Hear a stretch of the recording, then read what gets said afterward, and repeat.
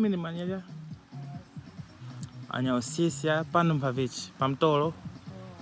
pamtolo kunthazo huku kuzunga kunthazo okhatenga mphentha hapa kuti chilepa chinjire maji imi mwana alume mwanyake na mphentha mkuimanya cha so muonenge umupali somba pano kusukwe kulisomba izi kuzanika hapa odi ni mpalirane umtanyinti uchita viki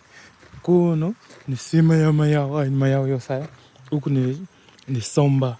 huku ni somba so ni kulongolani somba so no makwanikira somba nyini kuno kwali kwa njani kwale ndikuonesha somba hapa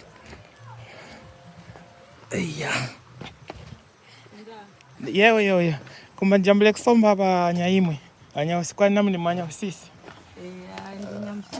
anyamsuku hapa yani kasomba zao masuhunju muwemi chomene uyu mukodesa zilinga ma 7 mpanga zini 2000 somba iwemi chomene kwenisi waijula hapa mwamana kuno kumutolo